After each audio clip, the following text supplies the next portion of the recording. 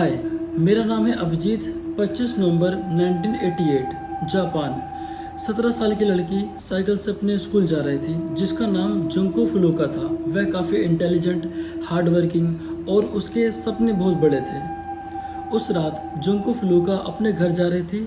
4 लोगों ने उसको टारगेट बनाया और अगले 44 दिन तक क्या हुआ, जापान का सबसे खतरनाक क्राइम माना जाता है। जुंको एक नॉर्मल सी लड़की थी, जुंको पढ़ाई के साथ साथ पार्ट टाइम जॉब कर रही थी। टीचर उसको पोलाइट और काफ़ी डिसिप्लिन लड़की बोलते थे, लेकिन उसको नहीं पता था कि उस रात कोई उसका पीछा कर रहा है। जुंको का जो लोग पीछा कर रहे थे वो उसके स्कूल के ही बच्चे थे, जिनमें से पहला नाम आता है हिरोशी मियानो, जो कि उम्र है 18, और उसका दूसरा पर्सन है जोगुरा, जो 17 साल का है, और तीसरा है शिकंजी मिनाटो, जो 16 साल का था, और चौथा है यासुई वातानाबे, जो 17 साल का है।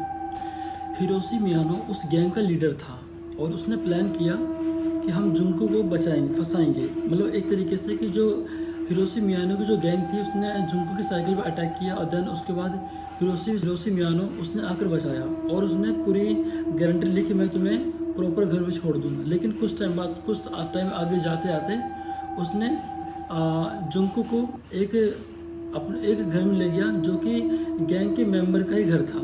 और वहाँ पर उसको वहाँ जाने बाद जो सच्चाई पलटी, जो पासा पलटा भाई, वो अनलिमिटेड था। उसने वहाँ पे उसको धमकी दी, अगर तुमने आज भागने की कोशिश की तो मैं तुम्हें जान से मार। देन उसके बाद असली सीन यहाँ स्टार्ट होता है। उसके बाद फिर 44 दिन तक कंटिन्यू उसके साथ रेप किया गया। हिरोशी मियानो की गैंग ने उसके साथ 44 दिन तक बहुत गंदे तरीके से रेप किया गया। मतलब जिस तरीके से हो सकता है उस तरीके से किया गया। देन उसके बाद एक टाइम बाद पुलिस को ऐसा शक हुआ कि वहाँ कुछ गलत हो रहा है, लेकिन वो लोग अंदर नहीं आए और जुंको इस हालत में थे कि वो ना तो आवाज़ लगा सकती थी, क्योंकि ऑलरेडी वो बहुत फीवर से थी और उन लोगों ने उसको बहुत ज़्यादा टॉर्चर किया था। मतलब उसके चेस्ट पे जो निप्पल्स होते हैं उसको ऐसा उखाड़ दिया गया, और उसके बाद उसके वजाइना में जैसे आयरन रॉड हो गई है, काफ़ी सारी चीज़ें, मतलब उसको नुकसान पहुंचा है। एक तरीके से कि होता ना कि इंसान, एक होता ना कि कुछ गलत करके ऐसा वजाइना में आयरन रॉड देकर डालकर और बियर की बोतल डालकर और उसको पैर से किक मारना, उनको लगता है कि उनको मतलब इस चीज़ से काफ़ी सेटिस्फैक्शन मिलता है। तो उन लोगों ने इतने गंदे लिमिट तक हरकतें की थी। और तुम सबसे पहले आज ये वीडियो देखो।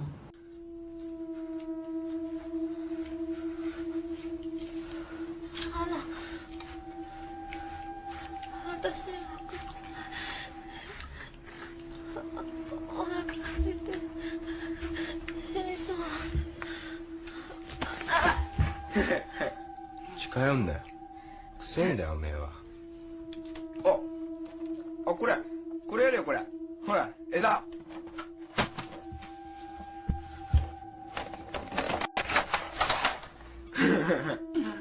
残念でした。おい、まだ臭くねえか。そうっすね。 क्या देखा यहाँ पे जुंको ने खाने के लिए बोला तो उन लोगों ने मना कर दिया, और एक ब्लैक कलर का डिब्बा था उसको थ्रो किया, उसमें कॉकरोच थे। जब पानी पीने की बातें आते तो वो लोग उसको अपना मुंह पिलाते थे। इतना गंदा, मतलब इतना डर्टी कि पूछो मत। और फिर उसने कुछ टाइम बाद उनके माँ बाप ने केस फाइल की, पर उस पर बस काम प्रोसेस चल रहा था, पर उसको कभी सीरियस लिया ही नहीं गया। टाइम बाद जुंको ने अपने पेरेंट्स को कॉल किया, कहा कि मैं अपने दोस्त के पास भाग कर आई हूँ, मैं यहाँ पर सेफ हूँ और आप परेशान मत होना। बस ये सब चीज़ें उसने इसलिए बोला था, ये सब एक स्क्रिप्ट थी, बस एक लिखा हुआ था ताकि उसके घर वाले परेशान ना हो। लेकिन रियलिटी कुछ और थी। धीरे धीरे चीज़ें और बदलती गई और बेकार होती गई। 45 दिन बाद ये केस सामने आता है। 45 दिन बाद जुंको की फिजिकल कंडीशन बहुत वीक हो चुकी थी और 1889 में जुंको की डेथ हो चुकी थी। किडनैपर थे, उन्होंने ये चीज़ नोटिस किया कि उसकी डेथ हो गई है, तो उन्होंने सबूत मिटाने चाहे। और यह घटना जिस तरीके से जापान में फैली, इतिहास का सबसे खतरनाक केस इसको माना जाता है। सोचो उसके साथ उसको कितनी बार टॉर्चर किया होगा, कितनी बार फिजिकल होगा, कितनी बार फिजिकल किया होगा, और उसके बाद वो लड़की प्रेग्नेंट हो गई थी। देन उसकी चेस्ट में कंच के डॉट्स होते हैं, उसकी ब्रेस्ट में चेस्ट था। और देन उसके मरने के बाद उसको एक ड्रम में डाल दिया, ड्रम में डालकर उसमें सीमेंट जैसा कुछ ऐसा कि जो बिल्कुल जम जाए, उसको उसके अंदर डाल दिया। जब वो एक ड्रम में मिली तो पुलिस जो हिरोशी मियानो था उनको उस पर शक था कि पुलिस बोलते हैं कि तुमने जो किया हमें सब पता है, इससे अच्छा तुम्हें साफ साफ बता दो। उसने डर के सब कुछ सच बोल दिया। और जब ड्रम को देखा गया, खोला गया, तो वहाँ पे जुनको की लाश पड़ी हुई थी, बिल्कुल जमी पड़ी थी। वो एक प्रेग्नेंट लेडी हो चुकी थी।